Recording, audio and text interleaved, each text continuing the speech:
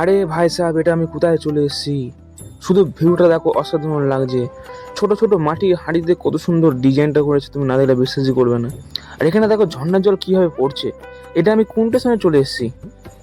ছোট ছোট বাঁশ দিয়ে যে এত সুন্দর ডিজাইন করেছে, তার সাথে মাটির কলসির হাঁড়ি, বাপ রে বাপ। চলো তোমাদের আজকে দেখাবো চন্দননগরের বিখ্যাত বড় বড় সব রকম প্যান্ডেল। জোগাড়তি পুজো মানেই চন্দননগর মানকুণ্ডু। বেশ বেশ প্যান্ডেল তোমাদের দেখাবো আজকে চন্দননগরে গিয়ে। আমরা চলে এসেছি এখন মানকুণ্ডুর স্টেশনে। এখান থেকে আমরা চলে যাব একদম সামনে কিছুটা এগিয়ে, সেখানে পড়বে মানকুণ্ড স্পোর্টিং ক্লাব। সেখানে এবছর না, প্রতি বছরে খুব সুন্দর প্যান্ডেল করে, তাই আমরা সবাই মিলে এখন সামনের দিকে এগিয়ে যাচ্ছি। মানকুণ্ডুতে কিন্তু লাইটিং এর কাজ খুব সুন্দর, আর সত্যি কথা বলতে খুবই ভালো লাগে। চলে এসেছে একদম মানকুণ্ড স্পোর্টিং ক্লাবের সামনে। এখানে প্যান্ডেলটা দেখে বুঝতে পারছো লাইটিং এর কাজটা খুব সুন্দর করেছে। তার সাথে দেখো ইটের আর মাটির সরার কাজ সত্যি খুবই দারুণ লাগছে। দেখো উপরে ইটগুলো কিভাবে থাকে থাকে বসিয়ে ডিজাইনটা করেছে, এটা কিন্তু আমার খুবই ভালো লেগেছে। ভেতরে এন্ট্রি করছি, আর আজকে ভিড়টা দেখো কতটা বেশি। আর ভেতরের পিলারগুলো দেখো কিভাবে গোল গোল করে ঘুরছে, এটা কিন্তু বেশ দারুণ লাগছে। আমরা আস্তে আস্তে ভেতরের দিকে যাচ্ছি, আর ভেতরে আরো সুন্দর কাজ। দেখো ভেতরে না ঢুকে তোমাদের আমি দেখাতে পারছি না। দেখো ইটগুলো দেখো একটা করে প্রদীপ দিয়ে দিচ্ছে, বেশ ভালো লাগছে। ফাইনালি যখন ভেতরে এসেছি, দুপাশে দেখো গোল গোল করে ঘুরছে পিলারগুলো, বেশ দারুণ লাগছে। এক কথায় অমায়িকটা দেখে তোমরা বুঝতে পারছো। ওপরে দেখো ফুলগুলো না কত সুন্দর, বেশ গোল গোল করে ঘুরছে। মাটির কলসির মধ্যে লাইট দিয়ে দিয়েছে, বেশ দারুণ লাগছে। দেখো লাল নীল হলুদ কালার গুলো বেশ ভালো লাগছে। প্রতিমাকে কিন্তু বেশ সুন্দর লাগছে। আমার একটা জিনিস খুব ভালো লাগলো, যেটা হলো ওপরে যেটা ঘুরছিল গোল গোল ভাবে, বেশ দারুণ ছিল কিন্তু এটা। দেখো কিছুগুলো ফুল ছিল, তার সাথে ফুলগুলো ঘুরছে, বেশ দারুণ লাগছে না এই জিনিসটা দেখতে। আর প্রতিমাকে একদম খুবই সুন্দর লাগছে, আর মুখটা বড্ড বেশি মিষ্টি, এটা কিন্তু আমার খুবই ভালো লেগেছে। আবার শুরু করলাম কিছুটা সামনের দিকে। সামনে কিছুটা যদি লাইটের কাজগুলো চোখে পড়ছিল, বেশ ভালো লাগছিল। দেখো ছোট ছোট টুনিগুলো বেশ চোখে পড়ছিল, দারুণ লাগছিল। তো আবার চলে এলাম নিয়নি বাগান জোগাড়তি পুজো।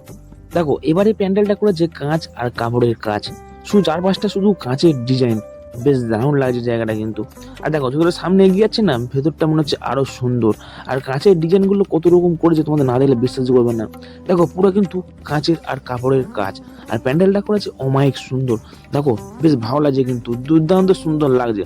আর ভেতরটা দেখলে তোমরা আরো অবাক হয়ে যাবে। চলো ফাইনালি ভেতরে ঢোকার পর না তোমাদের দেখবে কত সুন্দর কাজ করেছে, চারিদিকে শুধু কাঁচ আর কাঁচ। এই প্যান্ডেলটা সময় লেগেছে 6 মাস টাইম। দেখো ভেতরটা কিন্তু একদম সুন্দর লাগছে, চারপাশে শুধু কাজের লাইট গুলো খেলছে না, বেশ ভালো লাগছে দেখে, তোমরা বুঝতেই পারছো। আর প্রতিমাকে দেখলে তোমাদের মনটা পুরো জড়িয়ে যাবে। পুরো দেখো সোনালি সোনালি চারপাশে সুন্দর লাগছে। আর দেখো মায়ের আশেপাশে রংগুলো কত সুন্দর না খেলছে, আর মায়ের চোখগুলো বড্ড বেশি ভালো লাগছে। এবারে মানকুণ্ডু সার্কাস মাঠে প্যান্ডেলটা যা করেছে না, এটা বলার কথা না। দেখো ভেতরে ঢুকে দেখি চারিদিকে বিভিন্ন দেবতার মূর্তি, যেটা আবার একদম মনে হচ্ছে পাথরের কাজ। দেখে মনে হচ্ছে দেখো পাথর কেটে করা হয়েছে, বেশ তেমনই লাগছে। আর চারিদিকে সুন্দর করেছে, এটাকে মনে হচ্ছে আমি এক অন্য জগতে চলে এসেছি। ভেতরটা ঢোকার পর না তোমার কিছু আলাদা একটা অনুভব হবে। আর যে কোনো ওরকম মূর্তি আমার চোখে আসছে, বেশ ভালো লাগছে। ভেতরে তাই না এক ধরনের নাচ হচ্ছিল, সেটা কিন্তু এখনো পর্যন্ত শুরু হয়নি, কিছুক্ষণ পরপরই হচ্ছিল। আর দেখো সামনে এই মূর্তিটা বেশ ভয়ঙ্কর লাগছিল। আর দেখো চারপাশটা কিন্তু খুবই ভালো লাগছিল। আর সামনে বাবা শিবকে দেখে মনটা বেশ ভালোই লাগলো। ভেতরটা দেখো মনে হচ্ছে এই মন্দিরটা করেছে একদম পাথর কেটে ডিজাইন করে সুন্দর করা। তার সাথে পড়ছিল এক সাইডে ঝর্ণার জল, সেটা একদম অমায়িক ছিল। আর আজকের ভিড়টা দেখে বুঝতে পারছো কতটা ভিড় হয়েছে। আর বাবা শিবকে দেখতে কিন্তু বেশ ভালোই লাগছিল। তার পাশে পড়ছিল ঝর্ণার জল। দেখো ঝর্ণার জলের আওয়াজটা বেশ দারুণ লাগছিল। আর ঝর্ণার জলটা কিভাবে পড়ছে তোমরা আবার দেখো শুধু গাইস, মনে হচ্ছে আসল জায়গায় চলে এসেছি। এটা সুন্দর হয়েছে এই বছরে মনে হচ্ছে চন্দননগরে। যাই হোক বেশ ঘুরলাম, ভালো লাগলো। ফাইনালি যখন সামনে এগিয়ে গেলাম, আরো বেশ ভালো লাগছিল। দেখো এইখানে দেখছি একটা জিনিস, যেটা হলো ষাঁড়।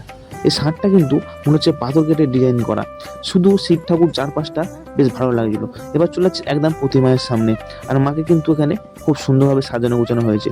যাই হোক বেশ ভালো লাগছে আজকে। আর মায়ের পাশে মনে হচ্ছে সোনা দিয়ে খুব সুন্দর গোছানো সাজানো।